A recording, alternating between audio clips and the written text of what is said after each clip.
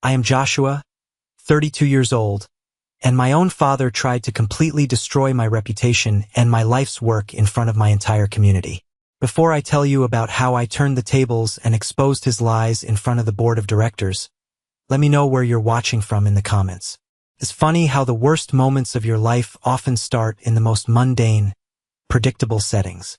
The community hall that night smelled exactly like it had for the last 20 years. A suffocating mix of stale, burnt coffee, cheap lemon floor wax, and the heavy scent of forced family interactions. It was one of those routine, semi-annual family and neighborhood gatherings that happen every few months. The room was packed with familiar faces, polite smiles, and the kind of small talk that rarely meant anything real. I had learned a long time ago exactly how to exist in those rooms. Keep your posture steady. Keep a polite, neutral smile plastered on your face. Stick to the edges of the room, near the exits or the refreshment table. Don't draw attention. Answer questions with polite, non-committal phrases. Just get through the evening, survive the 2 hours of pretending we were a normal, happy family, and then go home to my actual life. That strategy of invisibility had worked flawlessly for years. Until that night. Until my father, Robert, decided that the silence was no longer serving him, and he needed a spectacle. I was standing near the back wall, quietly sipping a glass of ice water, watching the room.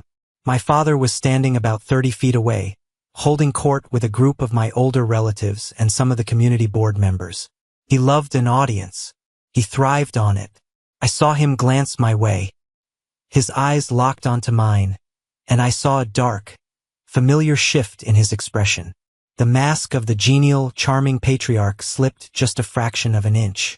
Without breaking eye contact with me, his voice suddenly rose. He didn't just speak loudly. He projected his voice from his chest, carrying it over the hum of 50 different conversations. You'll never amount to anything, Joshua. The room went completely, devastatingly still. It was like someone had pulled the plug on the building's power. You could actually feel the shift in the air pressure instantly. Conversations died mid-sentence, the words hanging awkwardly in the quiet. Someone dropped a plastic fork, and it sounded like a gunshot. People shifted uncomfortably, staring at the scuffed linoleum floor or suddenly pretending to check their phones. My father didn't soften his tone. He didn't look away, and he didn't try to play it off as a joke. He stood there, chest puffed out, waiting for my reaction. He meant every single word, and he wanted everyone in that hall to hear it. He wanted to break me publicly. Standing right next to him was my older brother, Dylan.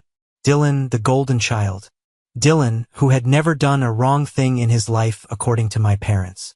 I could see Dylan's shoulders relax, and a faint, almost imperceptible smirk played on the corner of his lips. He was enjoying this. He was feeding off my humiliation. I felt the heat rise in the back of my neck.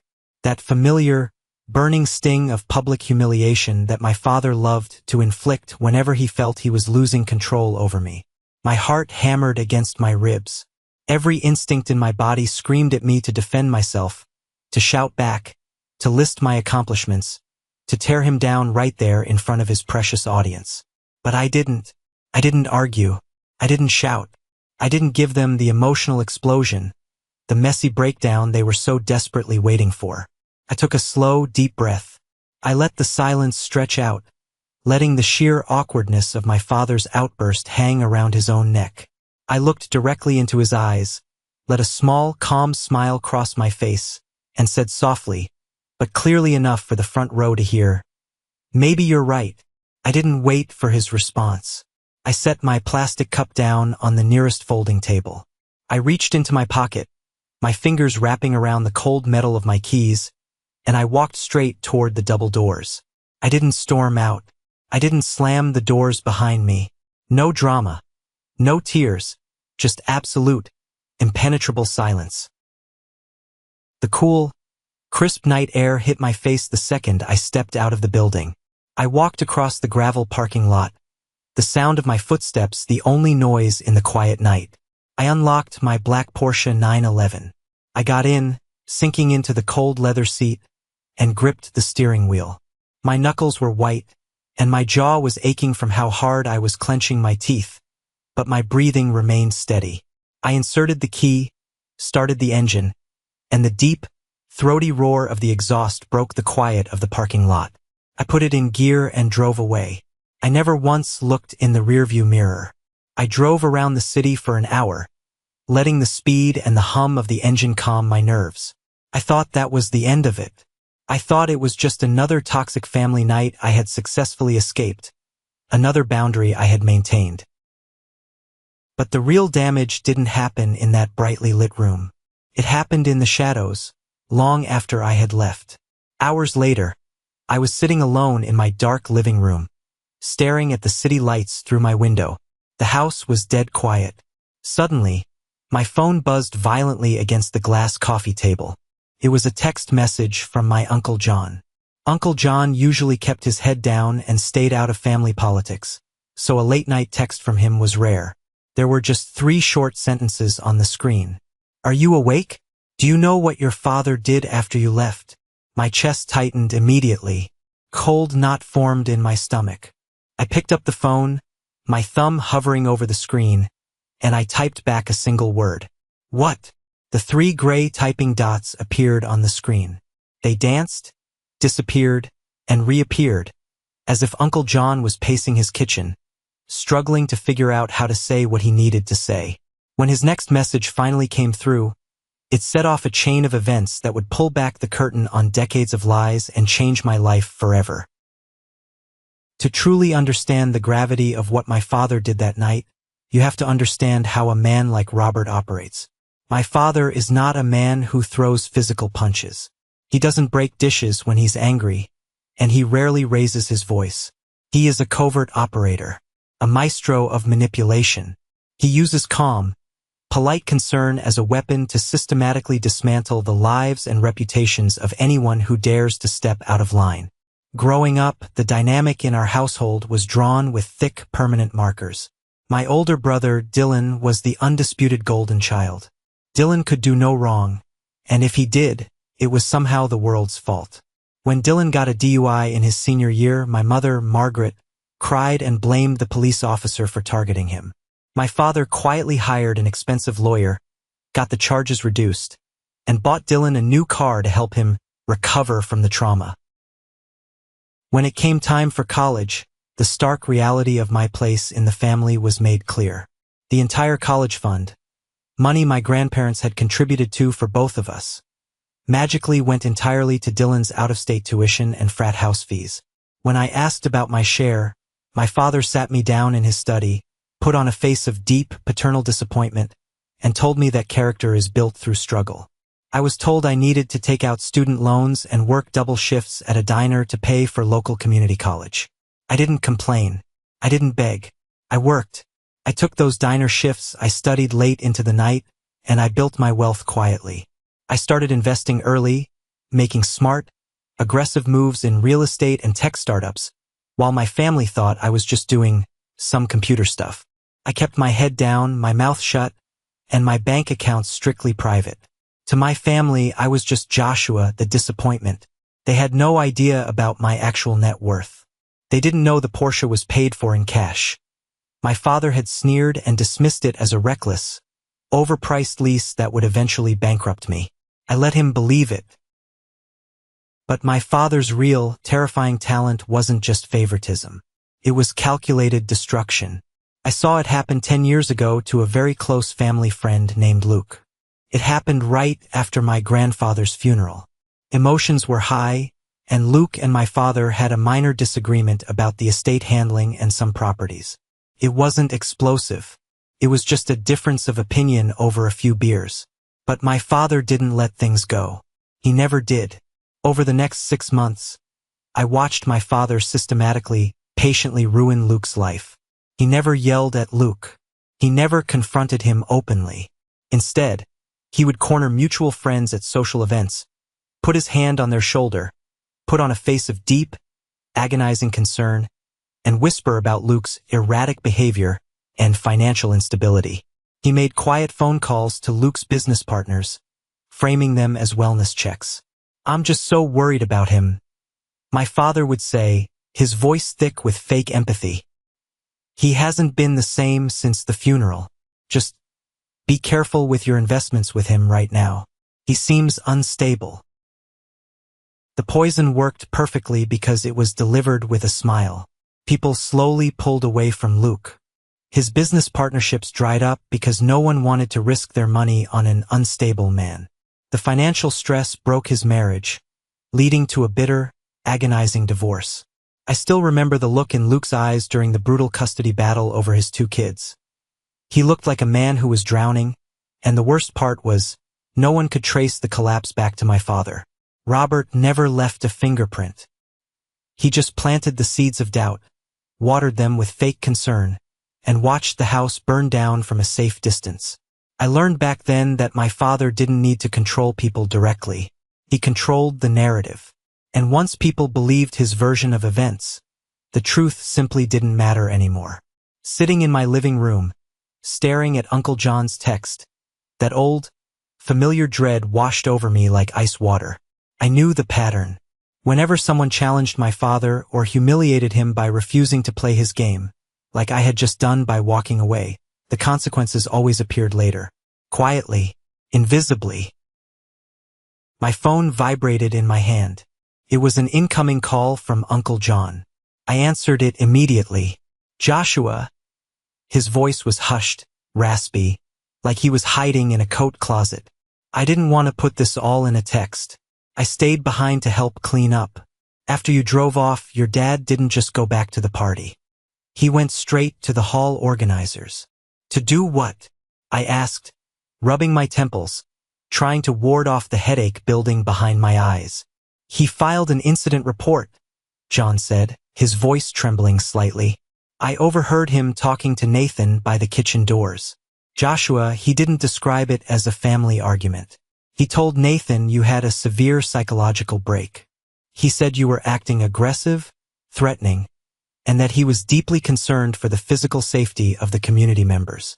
I stopped breathing for a second. He called me a safety threat?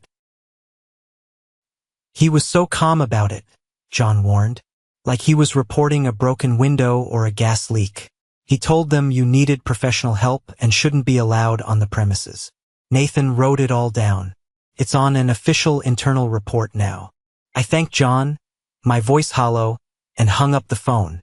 I sat in the dark, the blue light of the screen illuminating my hands. My father had just branded me a volatile, dangerous threat in the very community center where I ran my largest philanthropic project. He was using the exact same playbook he used on Luke, but this time he was using it on his own son. I didn't sleep a single minute that night. I sat at my kitchen island, the house silent around me, drinking cup after cup of black coffee, waiting for the inevitable fallout. When dealing with a man like Robert, the punishment is never delayed for long. He strikes while the iron is hot, while the shock is still fresh. At exactly 8 a.m. sharp, the silence of my kitchen was broken. My laptop chimed with the sharp, bright sound of a new email. I pulled the screen toward me.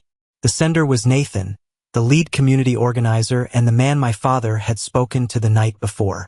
The subject line was written in bold, unfeeling text. Urgent. Temporary suspension of project activities. I clicked it open, my eyes scanning the text. The email was short, incredibly formal, and devastatingly polite. Dear Joshua, due to recent and severe concerns brought to our attention regarding community safety and appropriate conduct, your participation in the Downtown Revitalization Project is being placed on an immediate administrative hold. We take all reports of aggressive and unstable behavior very seriously to protect our members. A board meeting will be scheduled later this week to review your standing. Until then, please do not access the facility or contact project volunteers. Regards, Nathan. That was it. That was the whole message. No request for my side of the story. No benefit of the doubt for the 2 years of flawless work I had put in. Just a cold, hard pause that quietly erased an opportunity one had spent countless hours building from the ground up. I slowly closed the laptop. My chest felt incredibly heavy, a physical weight pressing down on my lungs, but strangely, my mind was incredibly clear. My father had calculated this perfectly. He knew exactly how much the downtown revitalization project meant to me. It was my passion project, my way of giving back to the city, of building a legacy completely outside of his suffocating shadow. And with a single 5-minute, calmly spoken conversation, he had weaponized the system against me. Before I could even process my next move, my phone buzzed again. This time, the caller ID flashed the name, Aunt Sarah.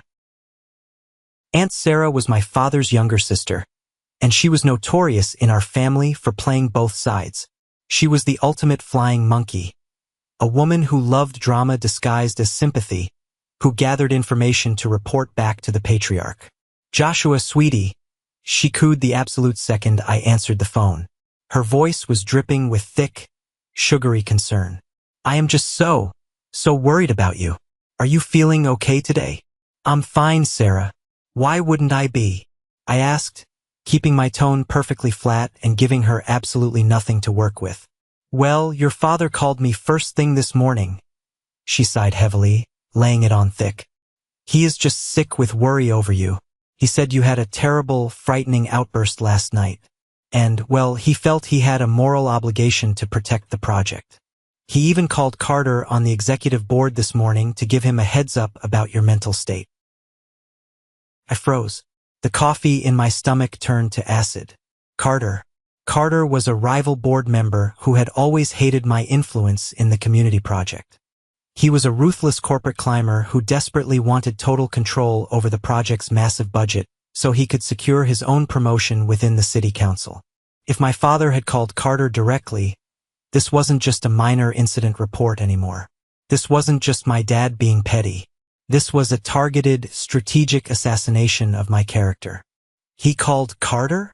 I asked, forcing my voice to remain perfectly steady, not letting her hear the spike of adrenaline in my blood. "Only out of love, Joshua," Sarah defended quickly, sensing the shift in my tone. "He just thinks you need professional help before you completely ruin your career and embarrass the family further." "Thanks for the update, Sarah," I said, and ended the call before she could say another word. I stood up, walked over to the large bay window, and looked out at my driveway. The Porsche was gleaming under the morning sun. I had bought that car with money I earned through brutal hard work, sleepless nights, and smart decisions. The moment I walked through the glass double doors of the office, I could feel the atmosphere shift. It was instantly thick, suffocating. Conversations stopped abruptly. The receptionist, a woman who usually greeted me every morning with a bright smile and asked about my weekend, suddenly found her computer keyboard intensely fascinating. She wouldn't even make eye contact with me. I walked straight past the front desk, heading down the hallway toward my associate's office. Chloe had been my right hand on this project for over a year. We had spent countless late nights going over blueprints, arguing over budget allocations, and securing permits. I trusted her. I considered her a genuine friend. Her office door was wide open. She was frantically packing files into a leather briefcase, her movements jerky and nervous. "Chloe," I said, stepping into the doorway. She jumped, gasping softly, her eyes darting nervously past me toward the open hallway. "Joshua, oh my God, you really shouldn't be here." "I got Nathan's email," I said, keeping my voice low and steady. "I need you to forward me the budget projections and the vendor contracts for the Friday review so I can prepare a defense for the board." Chloe wouldn't look me in the eye. She grabbed a stack of manila folders, hugged them tightly to her chest like a shield, and backed away from her desk. "I can't do that, Josh. I really can't. Carter just had a closed-door meeting with me. He's taking over as interim director, effective immediately. He said if I share any internal documents with a suspended member, my salary will be docked, and I can completely forget about my promotion next quarter." "Chloe, look at me," I said, stepping closer, trying to find the friend I knew. "You know me. You know I've never been aggressive a single day in my life. You know my family dynamics.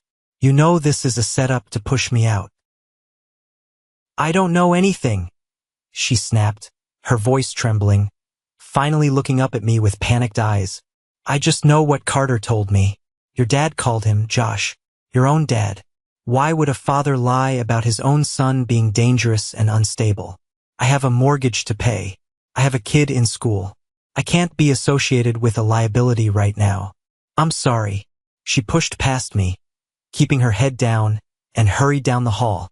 I stood there in her empty office, taking in the bitter, stinging reality of fair-weather loyalty.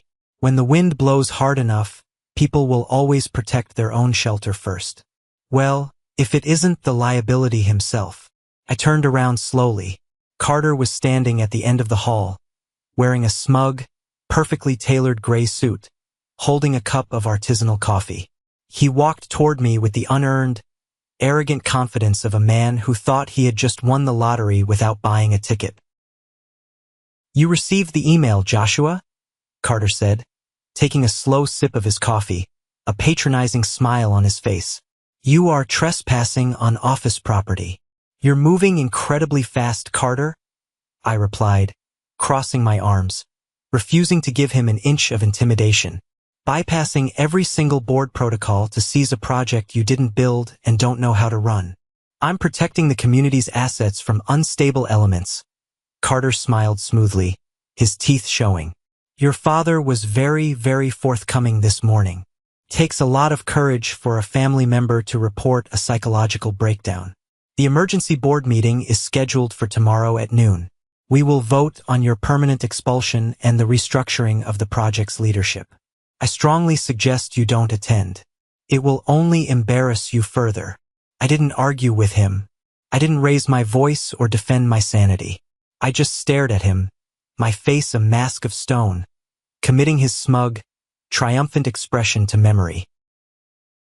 I left the office and drove straight to a private, members-only club across town. I needed a war room. I sat in a dark leather booth in the back corner and waited. 10 minutes later, my business partner and closest friend, Elijah, slid into the booth across from me. Elijah was a shark in a tailored suit. He handled the legal and operational side of my private investment firm. He knew where every body was buried, and he knew how to dig them up. I got your text, Elijah said, immediately signaling the waiter for 2 black coffees. You said it was code red. What's the situation? I laid it all out for him. The family party, the shout, the walkout, my father's quiet, devastating report, Carter's hostile takeover at the office. Elijah listened quietly, his fingers steepled in front of him, his eyes sharp. When I finished, he let out a low, impressed whistle. Your old man is a piece of work. He's trying to trigger a morality and fitness clause to force you out of your own project. He thinks I'm just an employee of the fund, I said quietly. He thinks Carter actually has the power to fire me. Elijah smirked, a dangerous, predatory glint in his eye. He doesn't know you own the entire foundation through the holding company. No, I said softly. He doesn't, and neither does Carter. But before we drop that bomb and nuke their entire reality, I need to know exactly what happened after I left that hall last night. I need undeniable proof of the lie. Leave that to me, Elijah said, pulling out his phone and scrolling through his contacts. I know a guy who owes me a favor. That evening, under the cover of darkness, Elijah arranged a discreet meeting for me at the back entrance of the community hall. The building was completely dark, closed down for the night. Standing by the heavy metal security door, holding a flashlight, was Wyatt, the head of building security. Wyatt was a massive, intimidating ex-Marine. He was a no-nonsense guy whose salary was, unbeknownst to the board, secretly paid by a subsidiary of my holding company to ensure the facility remained top-tier and safe. He was intensely loyal. Mr. Joshua, Wyatt nodded respectfully, swiping his master keycard to let us in. I got Elijah's message. I pulled the archives from the servers from last night. We walked silently down the dark, quiet corridors into the small, windowless security room in the basement.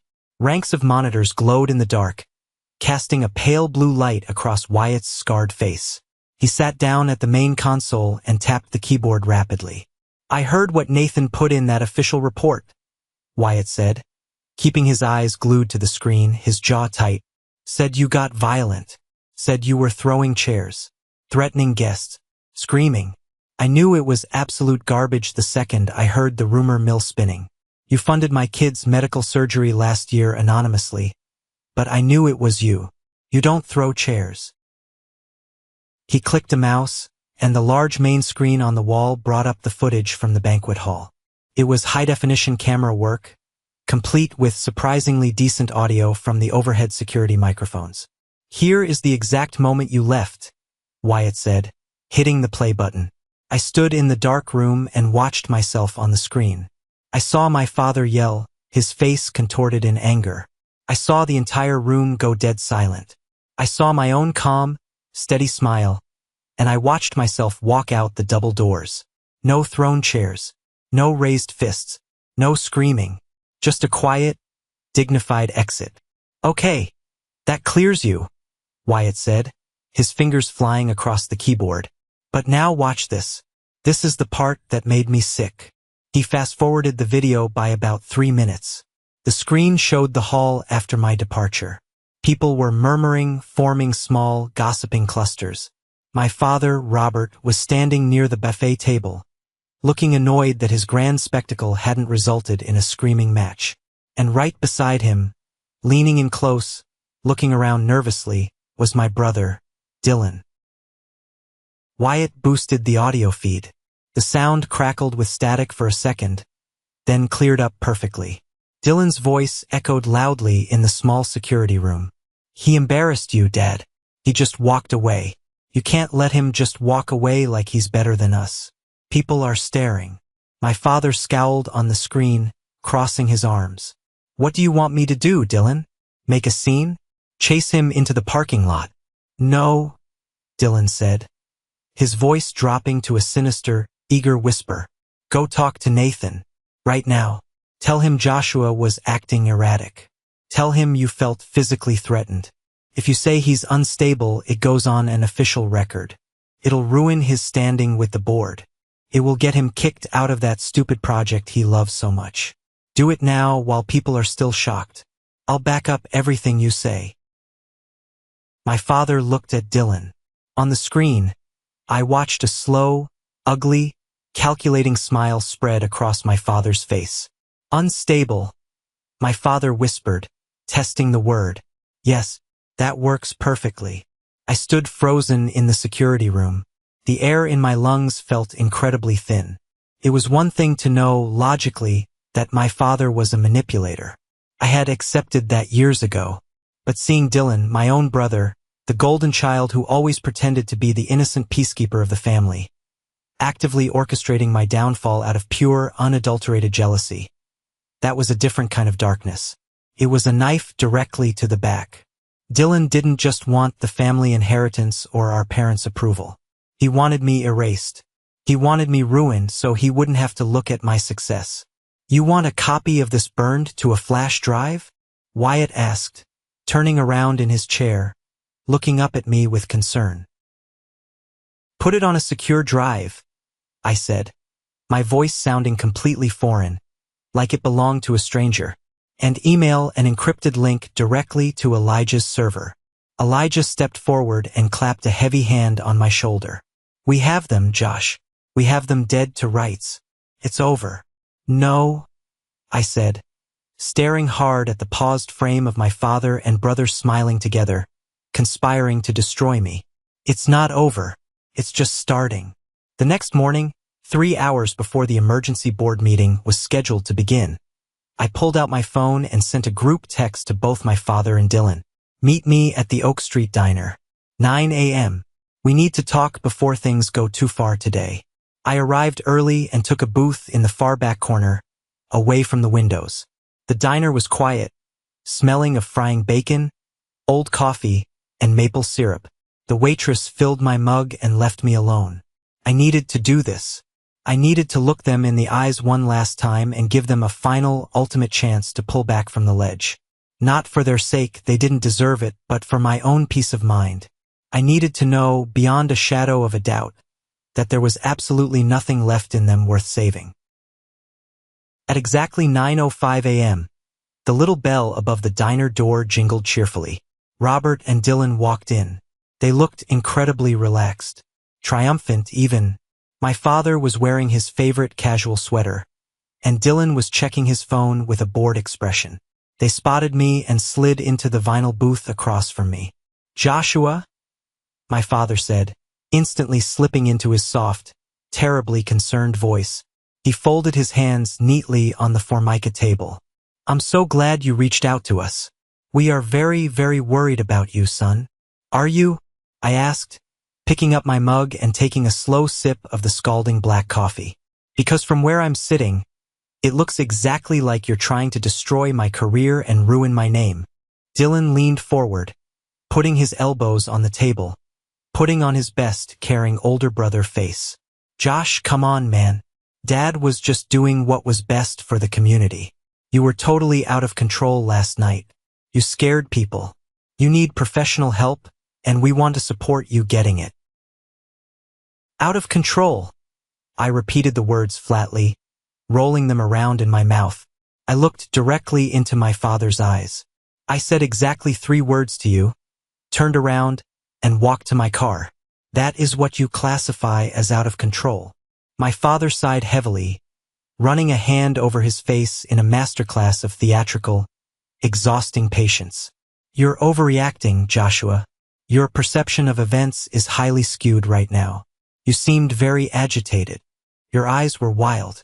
If people at the project are drawing their own conclusions about your mental fitness, that's not my responsibility. I just reported what I saw to keep people safe." He was gaslighting me to my face. Smooth, perfectly practiced, and without a single solitary drop of guilt. It was horrifyingly impressive. "I know exactly what you did, Dad," I said, leaning closer across the table, dropping my voice to a dangerous murmur. "I know you talked to Carter this morning. I know you're trying to use my project as leverage to humiliate me publicly. I'm giving you both one chance. One final opportunity. Call Nathan right now. Retract the statement before the noon meeting, and we walk away from this table, and from each other peacefully." Dylan scoffed loudly, rolling his eyes. "Or what, Josh? You'll throw another tantrum? You're embarrassing the family name. If you just step down quietly today, take a leave of absence, let Carter handle things, maybe Dad will help you pay for some therapy out of the family trust." I looked at Dylan. He wasn't trying to help. He was actively trying to establish absolute dominance. He wanted me broken, humiliated, and financially dependent, just like the rest of the family. He wanted to secure his spot as the sole heir, making absolutely sure I never outshined him again. "Family issues should stay private, Joshua," Dylan added, his tone hardening from fake concern to a genuine threat. "Don't go to that meeting today. Don't make a fool of yourself. Let Carter take over. It's for the best. Private." That word hit me harder than anything else. In our deeply dysfunctional family, private meant silence. Private meant obedience. Private meant letting them abuse you in the dark, letting them tear you apart piece by piece, so they could look like perfect saints in the light of day. I looked at my father's smug, completely unbothered face. I looked at Dylan's arrogant sneer, and in that exact moment, the very last, fraying thread of familial obligation inside my chest simply snapped. I didn't feel angry anymore. I felt incredibly light. I felt free. I stood up slowly from the booth. I reached into my wallet and dropped a crisp $20 bill on the table to cover the coffees. "I'm done," I said. My father raised a mocking eyebrow. "Done with what?" "Breakfast." "Done with you?" I said softly, looking at them like they were strangers I had just met. "No more holidays. No more phone calls. No more pretending you are a father and you are a brother. You are dead to me." My father's face darkened instantly. The mask of the concerned patriarch slipped, revealing the furious tyrant underneath. "If you walk out that door, you will regret it, Joshua. I promise you that. I will make sure you have nothing." "I don't think I will," I said. I turned my back on them and walked out of the diner. I got into my Porsche, the engine roaring to life, and drove toward the downtown office building. The storm was finally here, and I was holding the lightning. The main conference room at the downtown revitalization project was a massive, intimidating space enclosed in floor-to-ceiling glass, overlooking the bustling city square below. When I pushed the heavy oak double doors open at exactly 11:55 a.m., 5 minutes before the meeting was scheduled to start, the room fell dead silent. 12 board members were seated around the massive mahogany table. Carter sat right at the head of the table, leaning back in his leather chair, looking incredibly pleased with himself. Nathan sat to his right, nervously shuffling a thick stack of papers. Chloe sat nervously in the corner, tasked with taking the official minutes, aggressively refusing to look up from her glowing laptop screen. But the real kicker, the detail that made my blood run cold, was the 2 guest chairs positioned against the back wall. My father and Dylan were sitting there. They had come to watch the execution live. They wanted front row seats to my destruction. "Joshua," Carter barked, his voice dripping with false authority as he stood up, "you were explicitly instructed in writing not to attend this meeting. This is a closed executive session regarding your disciplinary action and removal." I didn't stop walking. I didn't acknowledge him. I moved calmly to the empty chair at the opposite end of the long table and stood quietly behind it, resting my hands on the leather back. "I have a right to face my accusers, Carter," I said, my voice echoing loudly in the large, tense room. I looked past him directly at my father. "Isn't that right, Robert? Or do you only whisper your poison behind closed doors?" My father immediately stood up, placing a hand dramatically on his chest. He looked around the table at the board members with wide, mournful eyes. "Please, everyone, see for yourselves. He's hostile. He's confrontational. I only came today because I feared for your safety. He needs a psychiatric intervention, not a seat at this executive table." Several board members murmured in agreement, nodding sympathetically at my father. Carter picked up a wooden gavel and slammed it down on a coaster. "That is enough," Carter declared, his chest puffed out. "Based on the credible eyewitness report from your own family and your blatant disregard for protocol today, I am calling for an immediate board vote to permanently expel Joshua from the project and officially strip him of his title as lead coordinator." "You can't do that," a voice boomed from the open doorway. Every head in the room turned. Standing in the entrance was Matthew, the billionaire CEO of the Horizon Trust, the massive philanthropic fund that bankrolled our entire community project. He was a towering, terrifying figure in the financial world. Flanking him was Christian, the most ruthless, expensive corporate lawyer in the city, holding a thick leather briefcase. And right behind them stood Wyatt, the security chief, carrying a laptop under his arm. Carter stood up so fast his chair rolled backward and hit the wall. "Matthew, sir, we didn't expect you. We are just handling a minor internal personnel issue. It's nothing to concern you. You are handling an illegal coup, Carter," Matthew said coldly, his voice slicing through the room as he walked in. Christian the lawyer moved swiftly to the front of the room and unclasped his briefcase with a loud click. My father looked confused, his brow furrowed. "Excuse me, who are you people? My son is very unwell. This is a private family matter that has spilled over." Matthew stopped walking and looked at my father like he was a disgusting stain on the expensive carpet.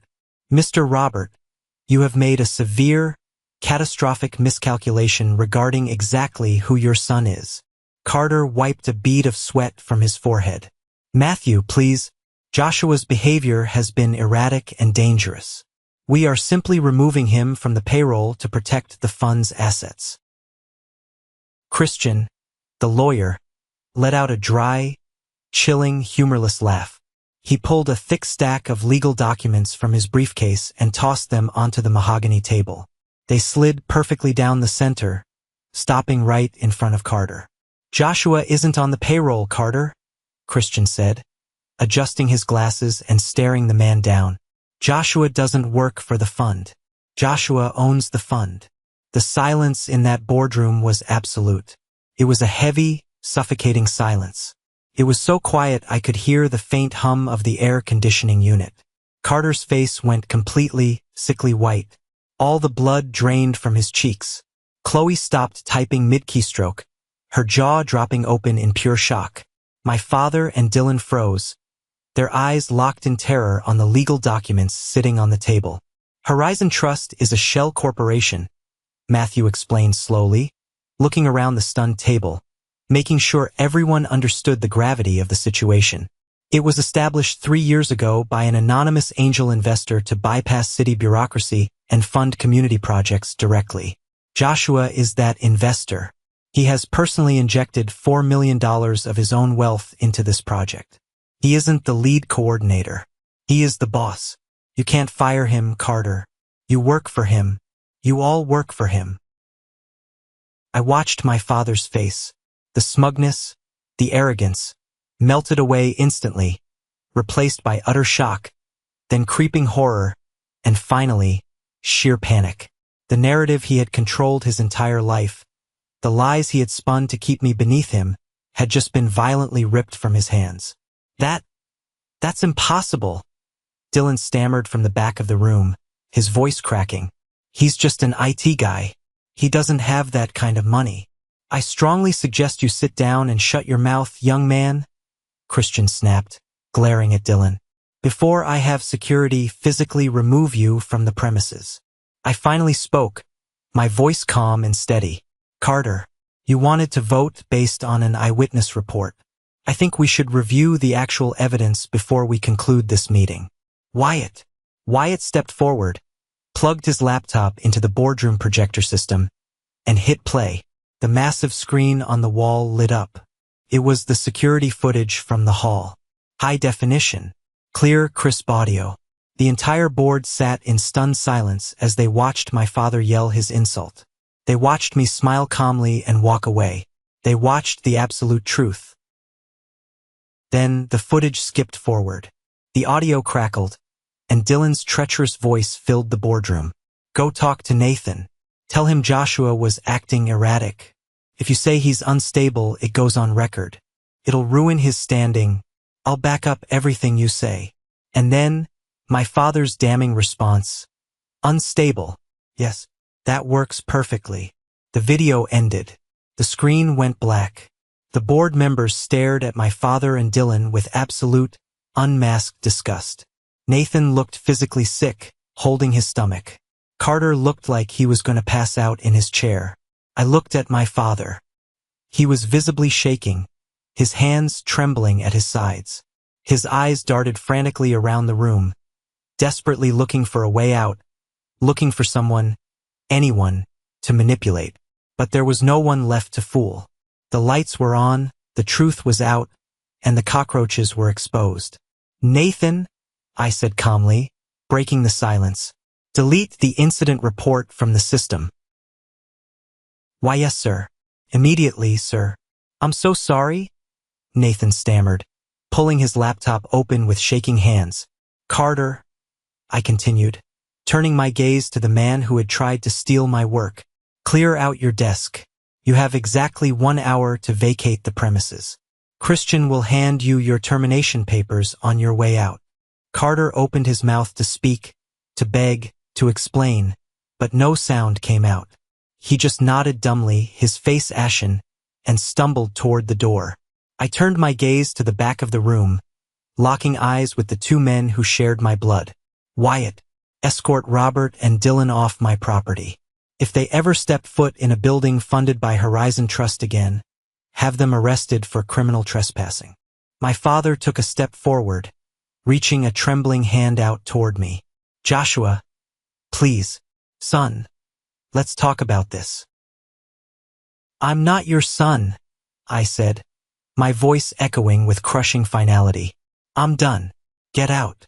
The fallout was immediate, brutal, and spectacular. As Wyatt roughly escorted my father and Dylan out of the glass doors, the boardroom erupted into chaos.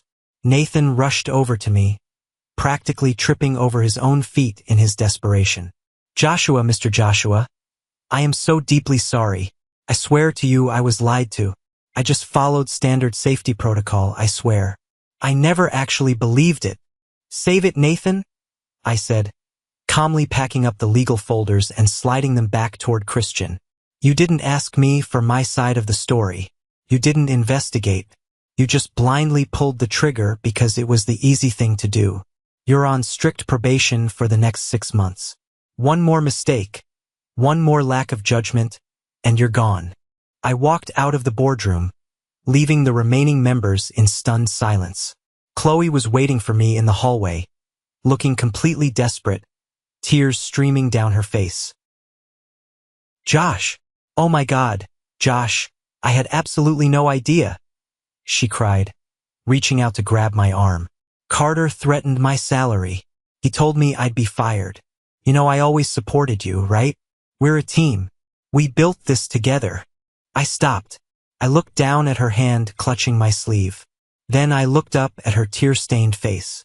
You protected yourself, Chloe.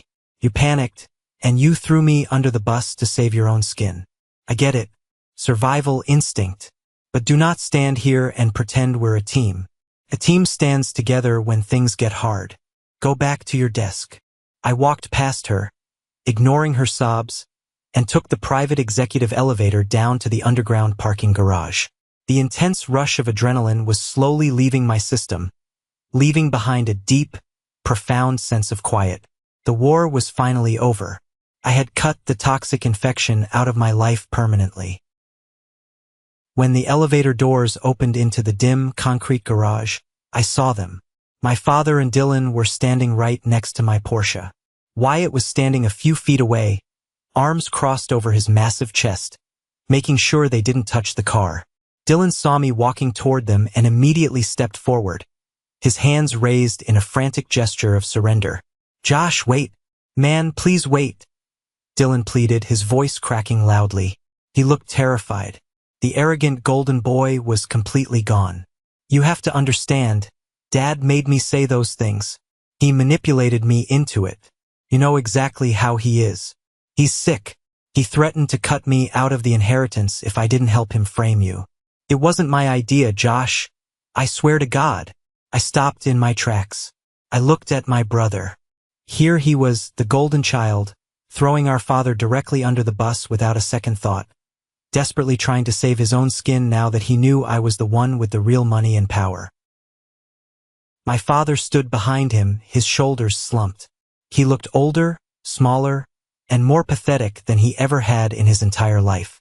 The look of pure betrayal on Robert's face as he listened to his favorite son eagerly sell him out was almost poetic. It was the perfect, bitter harvest of the seeds he had planted his whole life. You did it to yourself, Dylan, I said, clicking my keys and unlocking the car with a sharp chirp. Josh, please. I'm your brother. You're a millionaire, man. You can't just cut me off. I need help with my mortgage. Dad is broke. He can't help me. I opened the heavy door to the Porsche. I looked at both of them, two men who had spent my entire life trying to make me feel small. You two deserve exactly what you have, I said. Each other. I slid into the driver's seat, pulled the door shut, and started the engine. I didn't look at them as I put the car in gear, drove out of the dark garage, and pulled into the bright, warm sunlight. The human ego is an incredibly fragile structure. When you spend your entire adult life building your reputation on a foundation of lies, subtle manipulation, and stolen credit, it only takes one pulled thread to bring the whole massive house of cards crashing down. For my father, Robert, and my older brother, Dylan, that singular thread was pulled in a glass-walled conference room overlooking the city square. And the resulting collapse was nothing short of spectacular. A full month passed since the day I walked out of that underground concrete parking garage, leaving the two of them standing next to my Porsche in absolute, stunned silence. During those 30 days, I did exactly what I promised myself I would do in that diner. I cut them off completely. I blocked their cell phone numbers. I routed their emails directly to a trash folder. I formally instructed Wyatt and the entire security team at my downtown office building to deny them entry under any circumstances, threatening trespassing charges if they ever stepped foot on the property.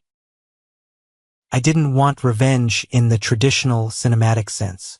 I didn't want to drive to my father's house, kick his front door open, and scream at him until my throat bled. I didn't want to actively ruin them.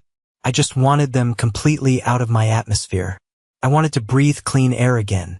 But silence has a strange, incredibly powerful effect on a community.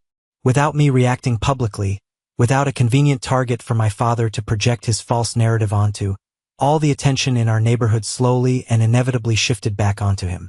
The news of what exactly happened at the Downtown Revitalization Project board meeting leaked. It always does.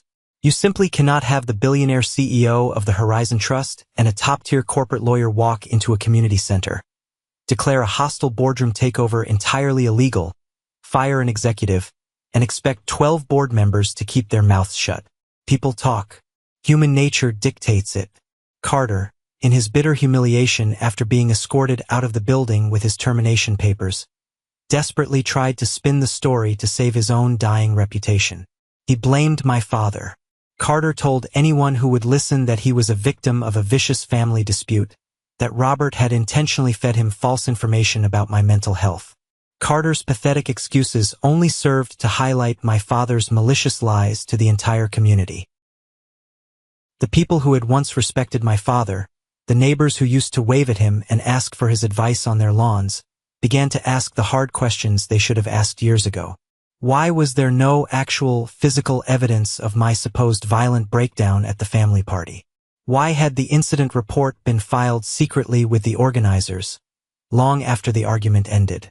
Why had Robert looked so genuinely eager to destroy his own son's philanthropic career? Those uncomfortable questions spread quietly through the neighborhood block parties, the local country club, and the Sunday morning coffee shops. And once that carefully crafted narrative of the perfect, caring patriarch collapsed, people started looking backward. Patterns became glaringly visible. Old, deeply buried stories suddenly surfaced in hushed conversations.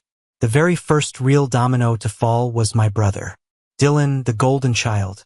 2 weeks after the explosive board meeting, I was sitting in my corner office, quietly reviewing a stack of new vendor contracts for the community fund, when my private desk phone rang. It was Elijah. "Turn on your private encrypted voicemail line right now," Elijah said, his voice laced with a dark, satisfied amusement. "You have a message from your golden brother. It seems his chickens have finally come home to roost, and they are hungry." I put Elijah on speakerphone, leaned back in my leather chair, logged into the secure voicemail portal I used exclusively for unlisted numbers, and hit play. Dylan's voice instantly filled my quiet office. He sounded frantic. He sounded exhausted. He sounded completely stripped of that smug, arrogant confidence he had worn like a crown his entire life. "Josh, hey man, it is Dylan. Look, I know you blocked my personal cell, so I am calling your direct office line. I need you to call me back immediately. It is an absolute emergency. I lost my job today, Josh. I was literally up for a massive promotion at the financial firm next week. But human resources pulled me into a closed-door meeting this morning with the senior partners. They said, Carter, yeah, the guy you fired from the community board is old college friends with one of our managing directors." Carter told them everything. He told them I actively conspired to file a fraudulent security report to ruin an executive at the Horizon Trust. They called it a massive corporate liability and a severe breach of professional ethics. They fired me on the spot, Josh. Security walked me out with a cardboard box. My salary is completely gone. I can't even afford a lawyer to fight the wrongful termination. I have exactly 2 months left in my savings before I default on my mortgage and lose the house. Dad won't even pick up the phone when I call. He is completely broke. The inheritance he always bragged about holding over our heads, the money he used to control us, it is practically nothing. He leveraged his house to the hilt years ago to keep up appearances. Josh, please, I am begging you. I need a loan. I need my brother. Please call me back. I listened to the message end with a sharp, electronic beep.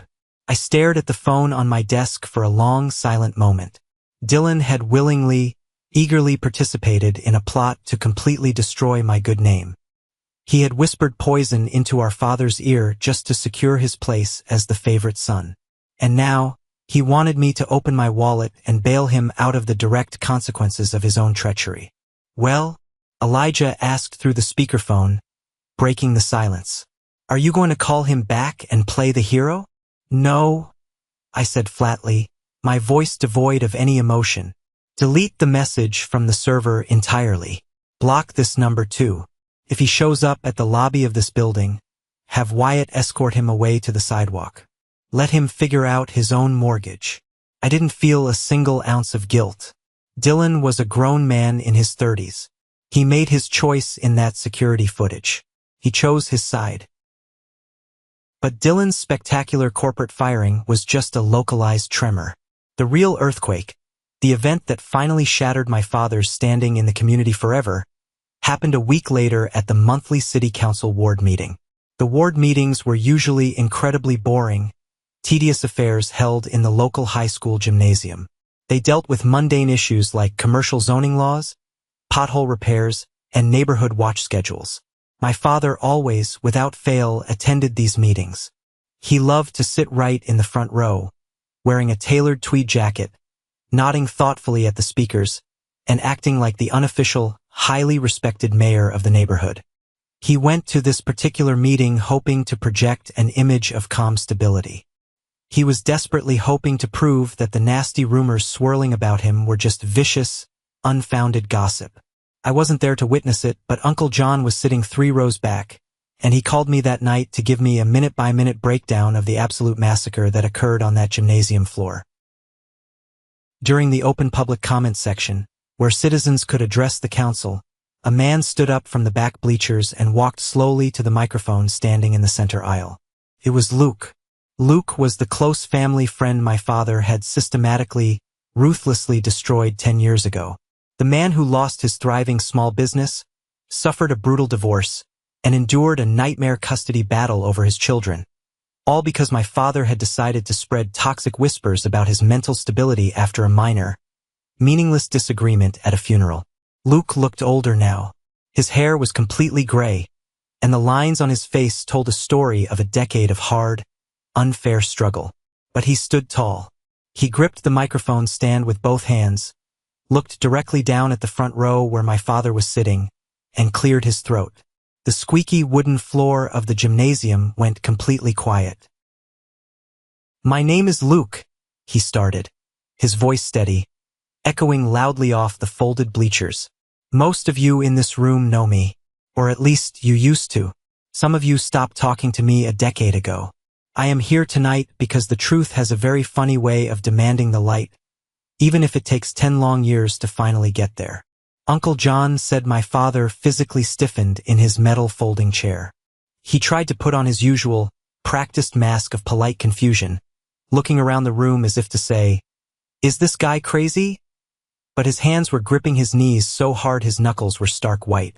10 years ago, right after my father's funeral, I had a disagreement with Robert, Luke continued, lifting a hand and pointing a finger directly at my father's face.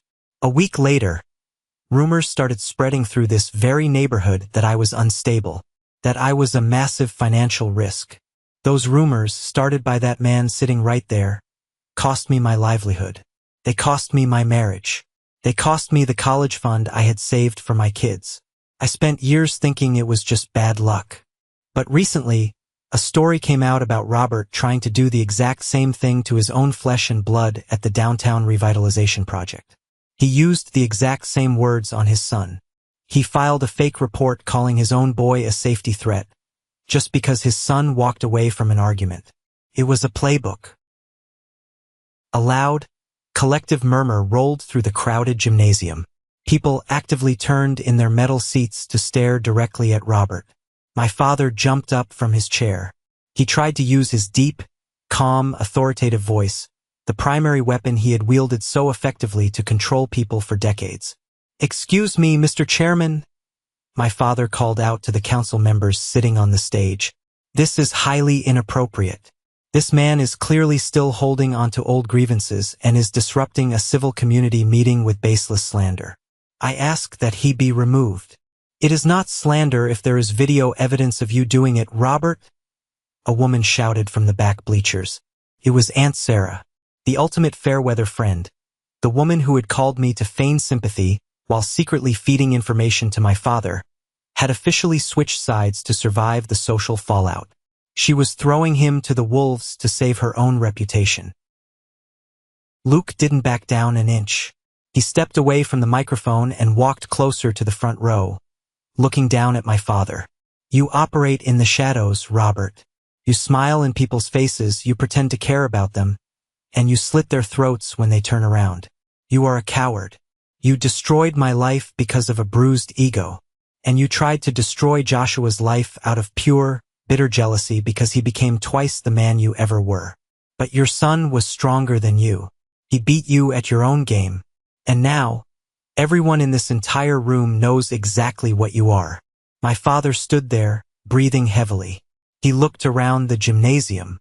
He looked at the faces of his neighbors, his Sunday golf partners, the people he had manipulated and controlled for years. There was no sympathy in their eyes. There was no benefit of the doubt. There was no one rushing to defend his honor. There was only absolute, unadulterated disgust.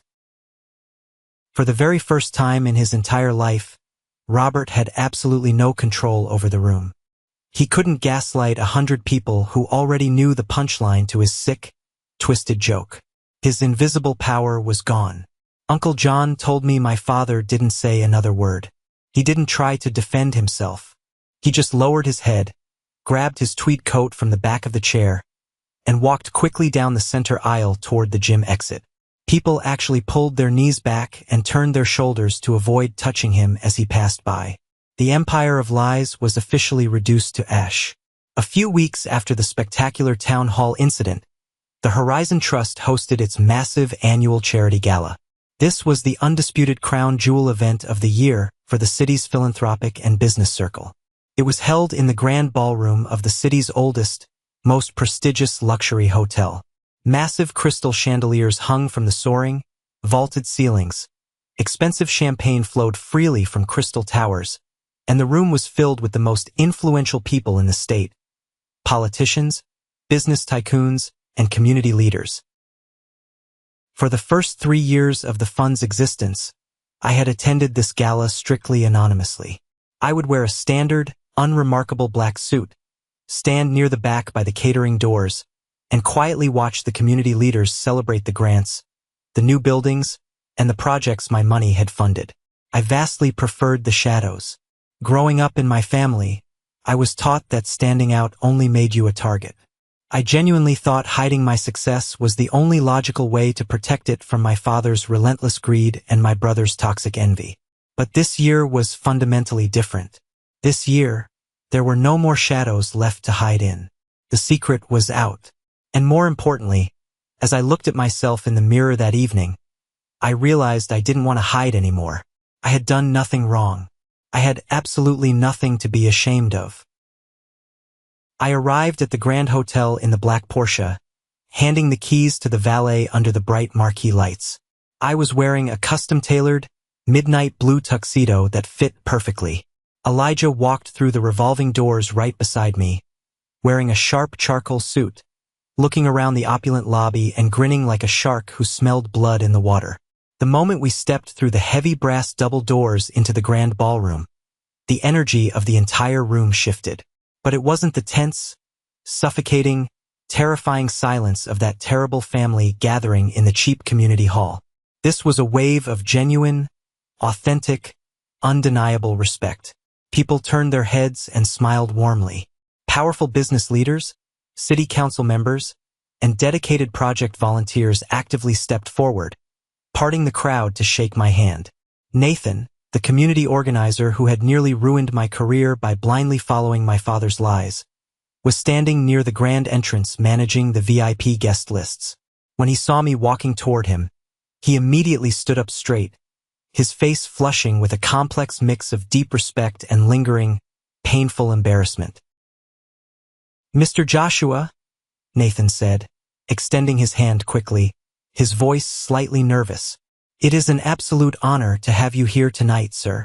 I wanted to let you know that the downtown revitalization project is up 20% in volunteer engagement since you officially took the helm. The new systems are working perfectly.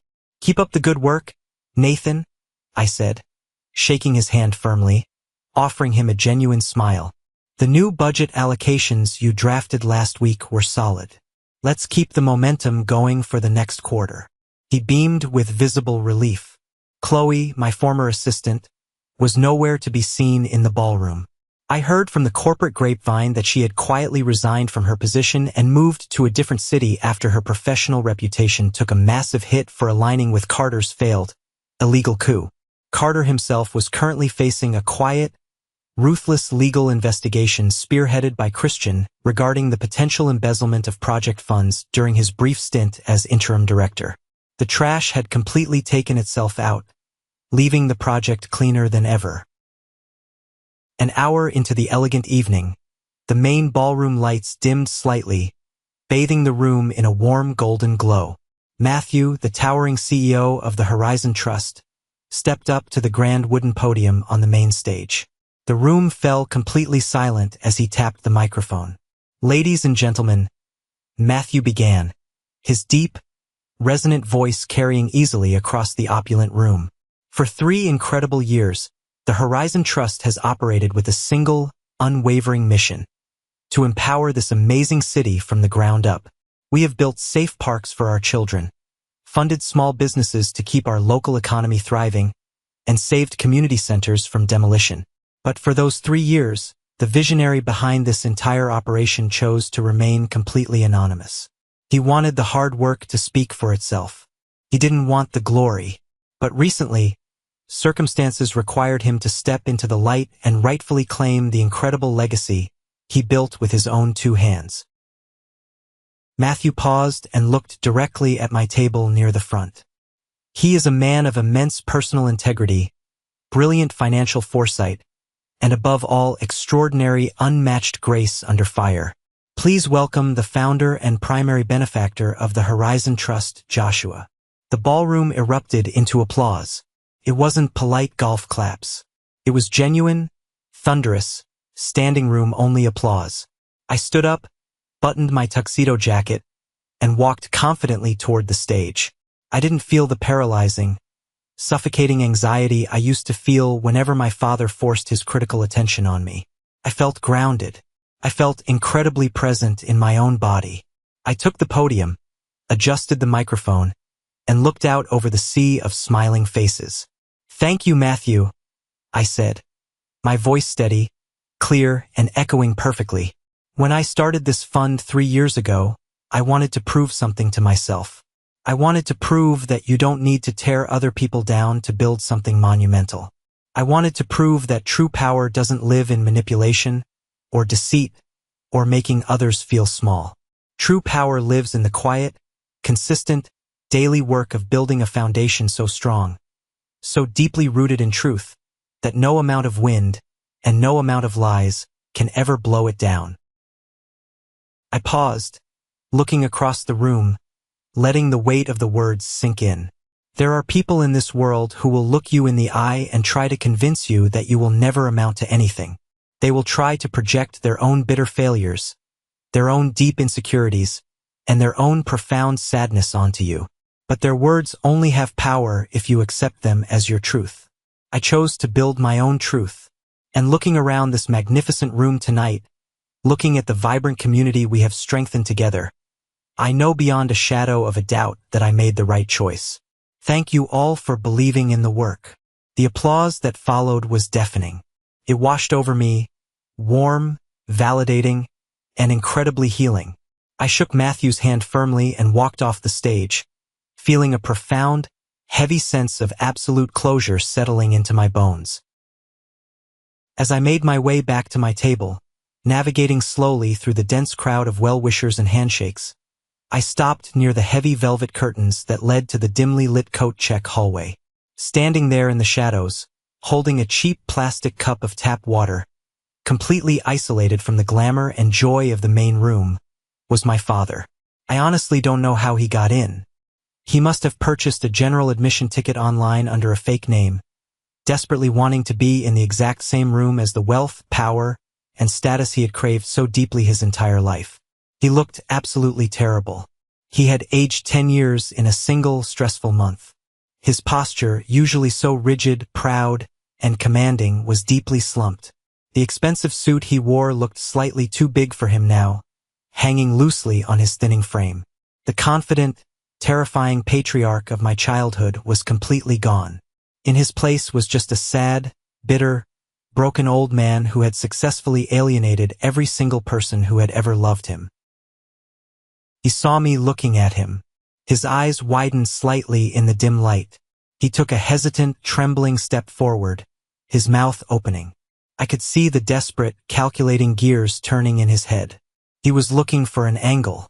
He was hoping for an argument, a confrontation, a screaming match, anything that would give him an ounce of relevance in my life again.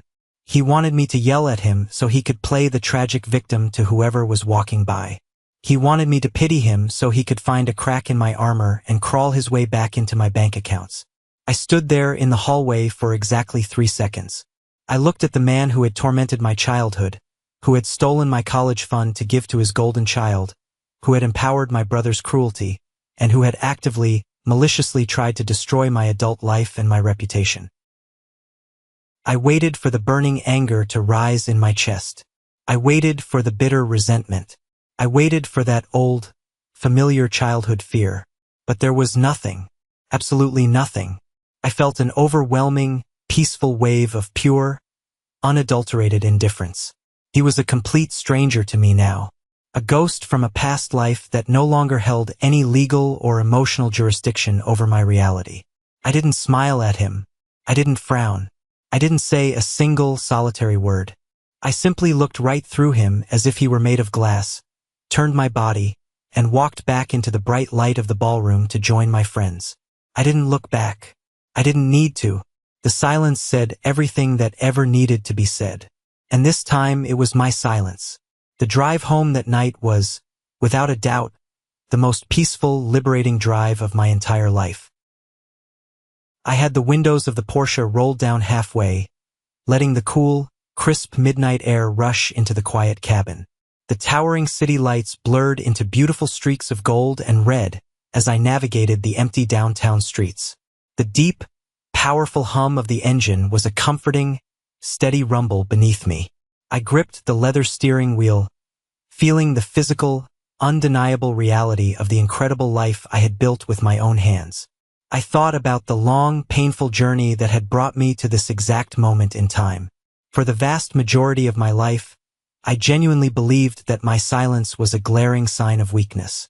Every single time my father belittled my achievements, every time Dylan took credit for my ideas, every time my mother turned a blind eye to the emotional abuse happening right in front of her, I stayed quiet. I swallowed the burning injustice because I thought fighting back meant I had to play their twisted game. I thought if I didn't scream and shout and demand the respect I was owed, it meant I was a coward. I used to lay awake late at night, staring at the ceiling, running fake arguments in my head. I would imagine the perfect, devastating comeback that would finally make my father stop in his tracks and respect me. I wanted to force him to see my worth. I wanted to force him to love me the way a father should. But as I drove through the quiet city, I realized that was a dangerous trap. You cannot force a toxic person to respect you, because their lack of respect has absolutely nothing to do with your actual value, and everything to do with their own deep, unfixable brokenness. When my father stood in that cheap community hall and yelled, "You'll never amount to anything," in front of 50 people, he wasn't making a prediction about my future. He was making a desperate, pathetic confession about his own deep-seated terror. He was terrified that I would outgrow him. He was terrified that I didn't need his money, his approval, or his permission to succeed. When I looked at him that night, smiled calmly, and said, "Maybe you're right," I wasn't surrendering to his abuse. I was stepping off the battlefield entirely. I was dropping the rope in his endless, exhausting game of emotional tug-of-war. Because the ultimate truth is this: silence is not weakness. When you are dealing with a covert manipulator, a narcissist who feeds on your emotional reactions, silence is the ultimate display of patience and power. Silence is a mirror. When you absolutely refuse to react, when you refuse to give them the dramatic, messy explosion they are desperately trying to provoke, You force them to sit alone with their own toxicity. You force them to overplay their hand, just like my father did when he panicked and filed that fraudulent security report. He was so desperate for a reaction that he literally destroyed his own life, his own reputation, and his own family trying to get one. Sometimes the most satisfying, the most devastating revenge in the world is simply stepping aside and letting the absolute truth speak for itself. Letting the false narrative they built collapse under its own heavy, rotting weight. I pulled into my long driveway and killed the engine. The house was dark, quiet, and perfectly, wonderfully mine. I didn't have to check my phone for angry, manipulative texts. I didn't have to brace myself for passive-aggressive phone calls from Aunt Sarah. I was entirely free. He was right in a twisted sort of way. I never did amount to the broken, subservient version of a son he desperately wanted me to be. I amounted to something far greater. I amounted to myself. Here is the hard truth about toxic family dynamics that society almost never wants to talk about. Sharing DNA with someone does not obligate you to share your peace of mind with them. So many of us fall into the dangerous sunk cost fallacy of family. We think that because we have known these people our entire lives, because we share a last name, we have to endure their emotional abuse, their quiet manipulation, and their constant, draining disrespect. We let them drain our energy, sabotage our career success, and dictate our self-worth simply because society tells us that family is everything. But family is not supposed to be a battlefield. A healthy family is not supposed to be a place where you constantly have to defend your reality against gaslighting, jealousy, and covert narcissism. If a parent or a sibling is systematically trying to dismantle your confidence or ruin your professional reputation behind your back, they are not acting like family. They are acting like a liability, and you treat a liability by cutting it loose. You have the absolute, undeniable right to protect your legacy, your hard work, and your mental health. You have the right to stand up from the table and walk away when respect is no longer being served. Walking away to protect your sanity doesn't make you a bad son, a bad daughter, or a bad sibling. It makes you a survivor who finally woke up and realized their own incredible worth. I want to ask you all a question. Have you ever had to walk away from a toxic family member or a manipulative friend to protect your own peace? How did it change your life when you finally stopped playing their game and took your power back? I genuinely want to hear your stories in the comments below. We learn from each other's strength. Or, if this story resonated with you, if it made you feel seen, simply comment the word good below so I know that sharing this painful journey brought some real value and education to your day. Thank you so much for listening to my story. Stay strong, protect your peace, and remember, never let anyone else hold the pen when it comes to writing the story of your life.